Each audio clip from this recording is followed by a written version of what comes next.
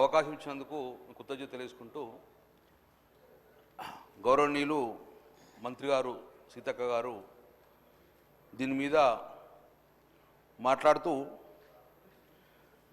దయచేసి నేను ఒకటే రిక్వెస్ట్ చేసిన మీ ద్వారా మీ మీద మాట్లాడితే రాజకీయ కోణం ఆలోచించకండి, విమర్శగా భావించకండి, దయచేసి దాన్ని సూచనగా భావించుకొని సరిపడే విధంగా భావి తరానికి భవిష్యత్తు అందించే విధంగా చేయాలని చెప్పి మీ ద్వారా సభ్యులం కొడుతున్నాను.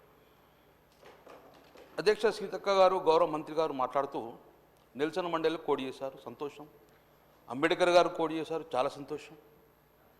ఈరోజు వారు చెప్తూ డైట్ ఛార్జెస్ గురించి చెప్పారు, కాస్మెటిక్ ఛార్జీలు పెంచమని చెప్పారు, హెయిర్ కటింగ్ ఛార్జెస్ కూడా పెంచామని చెప్పారు, సంతోషం.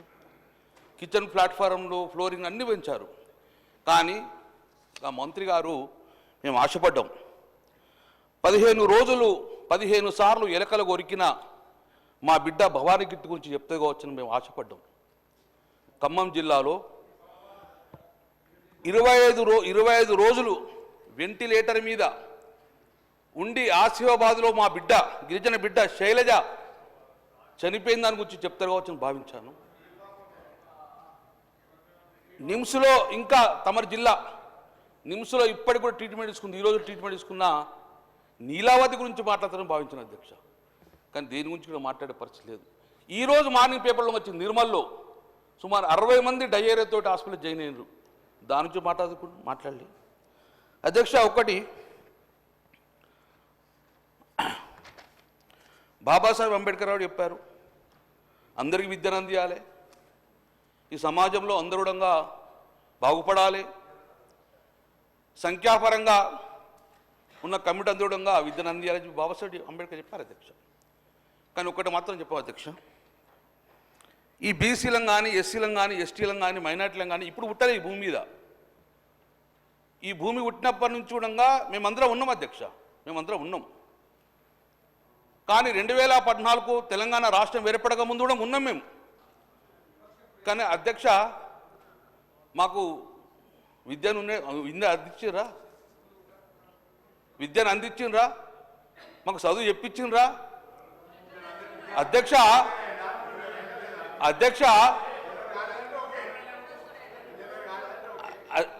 నేను తమరు మూలేపిన ఈ రన్నింగ్ కామెంట్ చేస్తా అంటే నేను కూడా చేస్తా అధ్యక్ష. ఇంకా మూలేపిన మాది విమర్శగా భావిస్తే మేము అట్లా మాట్లాడదు అధ్యక్ష, నేను అట్లా మాట్లాడలేనుగా నేను అధ్యక్ష. మేము ఇచ్చేది సూచనలు తీసుకోండి, వ్యవస్థను మార్చే ఉద్దేశం ఉండి మేము మా బిడ్డలను మా భవిష్యత్తుగా భావిస్తున్నాము, మీరు భారంగా భావిస్తున్నారా అదే చెప్దామని మేము అధ్యక్ష.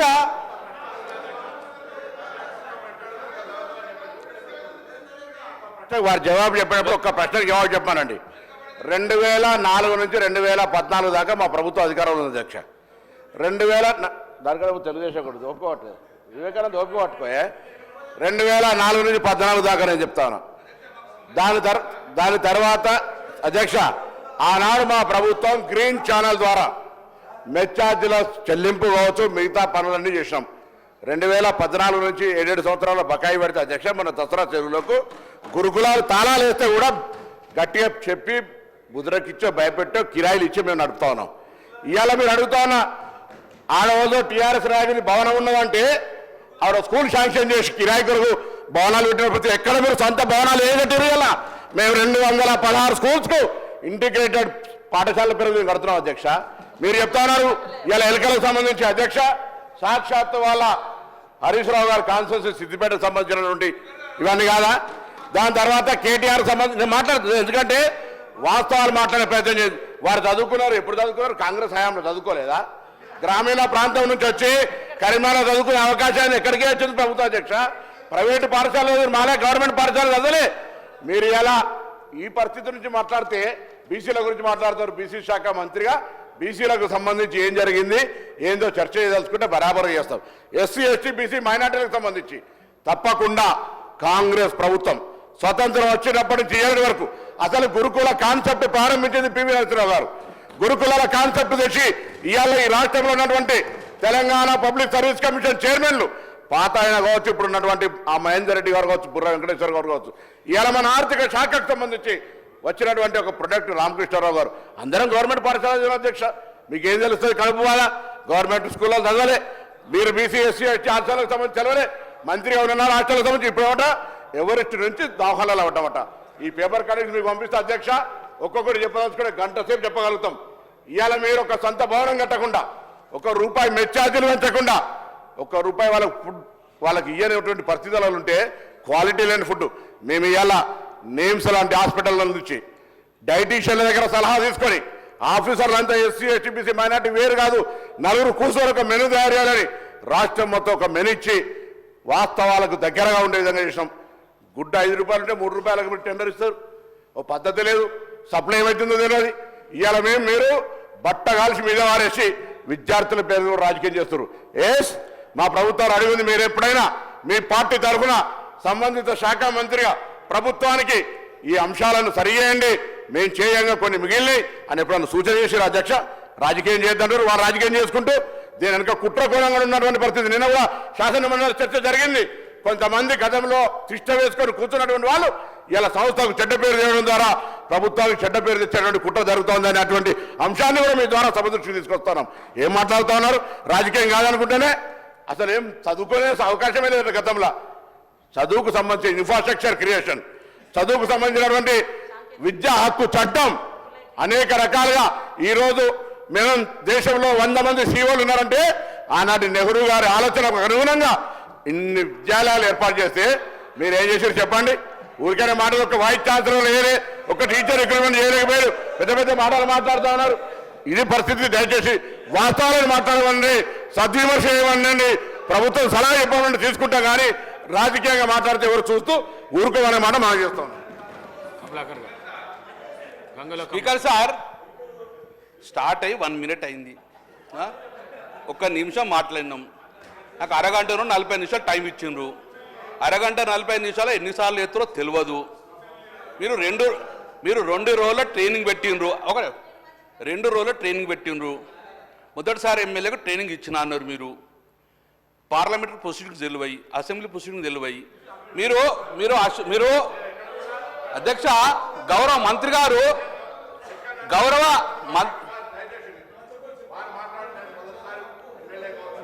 నాకు సంస్కారం ఉంది నాకు. నేను ఎక్కడ కూడా అన్పార్లమెంట్, దయచేసి అసెంబ్లీ అఫేర్ మినిస్టర్ కూడా రిక్వెస్ట్ చేస్తున్నా, నేను ఎక్కడైనా పొరపాటు మాట్లాడి మీరు సభాధిపతి నిర్ణయం తీసుకోవచ్చు, నన్ను బయటకు కూడా పంపండి.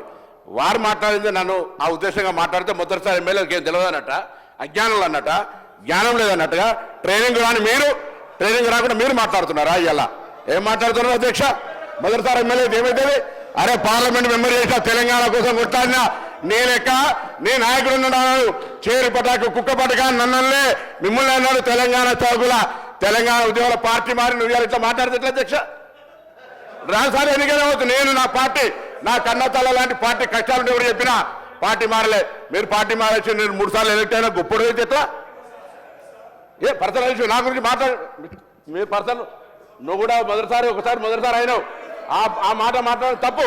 మొదటిసారి ఎమ్మెల్యే అనేటువంటి మాట దయచేసి అధ్యక్ష అది వాపసు ఇవ్వాలి, రికార్డులో తొలగించాలి. నేను మొదటిసారి ఎమ్మెల్యే అనేది మాత్రాన ఎక్కడైనా అన్పార్లమెంటరీ ఒక మాట పొరపాటు మాట్లాడితే నాకు ఏ శిక్ష వేసినా వాడుకుని దయచేసి ఇది మీరు నిర్ణయం చేసేది నేను కోరుతా ఉన్నా. నేను గౌరవ సభ్యులు కమలాకర్ గారికి తెలియదు కాదు అధ్యక్ష, మొదటిసారి అయినా 2 సార్లు అయినా 3వ సారి అయినా సభా సాంప్రదాయాలకు సంబంధించి గౌరవ సభ్యుడై రెండవది 2 రోజుల పాటు శిక్షణ పొందడం అనేది వారు రాలే అధ్యక్ష. శిక్షణ పొందడానికి 2 సార్లు 3 సార్లు 4 సార్లు ఎన్నికైన వాళ్ళు కూడా శిక్షణ పొందింది అధ్యక్ష. ఈరోజు రూల్స్కు సంబంధించి ప్రొసీజర్ సంబంధించి దయచేసి గౌరవ సభ్యులు సీనియర్ శాసనసభ్యులు వారు కూడా మొదటిసారి వచ్చినా 2 సార్లు వచ్చినా 3 సార్లు వచ్చినా సభ్యులకి గౌరవం ఇచ్చే విధంగా, రెండవది వారు పార్లమెంట్లో సభ్యులుగా ఉన్నారు, ఈరోజు వారు అక్కడ సభ్యులుగా ఉన్నారు, ఇక్కడ సభ్యులు ఉన్నారు. దయచేసి వారు కోరుతా ఉన్నాను, please restrict your conversation to the topic. వారు ఏం మాట్లాడారు అధ్యక్ష? వారికి సంబంధించి చదువు మొదలైందని మాట్లాడింది. ఎక్కడ అన్పార్లమెంటరీ వాడినరు? అన్పార్లమెంటరీ ఎక్కడ మాట్లాడింది వారు? అన్పార్లమెంటరీ మాట్లాడితే speaker sir, my point is honourable మెంబర్ని కోరుతా ఉన్నాము, సబ్జెక్టు మీరు మాకు చాలా దగ్గర సబ్జెక్ట్ అది ఎడ్యుకేషన్ అనేది మా ప్రభుత్వానికి. మీ ప్రభుత్వం విస్మరించింది, అది పక్కన పెట్టండి. మా ప్రభుత్వానికి చాలా చాలా దగ్గర సబ్జెక్ట్, విద్యార్థులకు సంబంధించిన సబ్జెక్ట్ అది. మంచి సూచనలు ఇవ్వండి, సలహాలు ఇవ్వండి. మేము సంవత్సరం అయింది, ఇంకా మెరుగైన కార్యక్రమాలు చేయాలి, ఈ విధంగా చేయాలి. మీకు గొప్ప అనుభవం ఉంది, 10 సంవత్సరాలు రాష్ట్రాన్ని ఏలినోళ్ళు. అది ఏమైనా గొప్ప అనుభవం ఉంటే చెప్పండి, సలహా సూచనలు ఇవ్వండి తప్ప ఈరోజు ఈ విధంగా ఎందుకు సార్? నేను కమలాకర్ గారిని కోరుతా ఉన్నాను, ప్లీజ్ సబ్జెక్ట్ గురించి మాట్లాడాలని కోరుతా ఉన్నా. కమలాకర్ మీరు నాకు అవకాశం వచ్చిండ్రు, మీరు ఇచ్చిండ్రు, నేను మాట్లాడుతున్నా అధ్యక్ష. షేరు పటాకనా, పేపర్ స్ప్రెడ్ డూప్లికేటా, దొంగటి పని అనలే. నేనేనా? నేను ఏమనలే. నేను మీరు ఏం మాట్లాడినో గదే మాట్లాడుతున్నా. దొంగడు బెడపలే, నేను కళ్ళు వేనే ఎడవలేను, నేను కళ్ళు వేనే, నన్ను చంపురు, నేను ఏమనలే.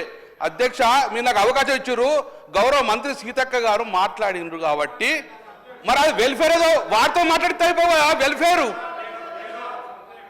ఆ దొంగ ఏడుపులు, దొంగ కాళ్ళు వేరే నేను అనలే కదా.